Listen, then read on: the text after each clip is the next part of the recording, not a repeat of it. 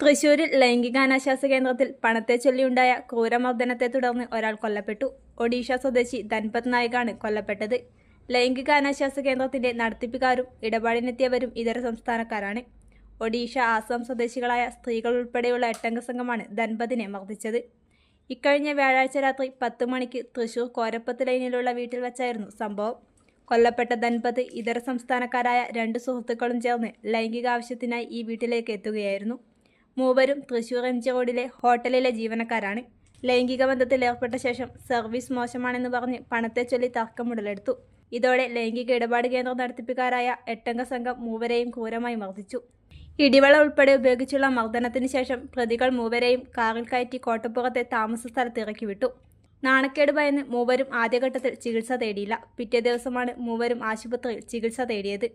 Dhanpat Thrissur medical കോളേജിൽ ചികിത്സയിലായിരിക്കെ തലയിലെ ആന്തരിക രക്തസ്രാവത്തെ തുടർന്ന് ഇന്ന് പുലർച്ചെയാണ് മരണപ്പെട്ടത്. സംഭവത്തിൽ ആസാം, ഒറീസ സ്വദേശികളായ 6 പേരെ ഈസ്റ്റ് പോലീസ് കസ്റ്റഡിയിലെടുത്തു. 4 സ്ത്രീകളും 2 പുരുഷന്മാരുമാണ് കസ്റ്റഡിയിലുള്ളത്. ഒരാൾ ആസാമിലേക്ക് കടന്നതായി പോലീസിന് വിവരം ലഭിച്ചിട്ടുണ്ട്. 8ാമത്തെ ആളെ പോലീസ് അന്വേഷിച്ചു വരികയാണ്. മൺസൂൺ ഓഫർ മഹാമേളയുമായി സ്റ്റാർ ഹോം അപ്ലയൻസസ് ജൂൺ 15 മുതൽ ജൂലൈ 15 വരെ മാത്രം. പഴയതിനോട് വിട പറയാം. സോഫ എക്സ്ചേഞ്ച് മേളയിലൂടെ പുതിയ സോഫ സ്വന്തമാക്കാം. നിങ്ങളുടെ ആവശ്യത്തിനും അളവിനും അനുസരിച്ച് ഫർണിച്ചറുകൾ നിർമ്മിച്ചു നൽകുന്നു.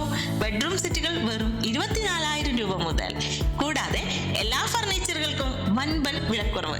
ഇന്ന് തന്നെ സന്ദർശിക്കൂ സ്റ്റാർ ഹോം അപ്ലയൻസസ്. സ്വപ്ന ഭവനങ്ങൾക്ക് വിശ്വാസത്തിന്റെ ഉറപ്പ്.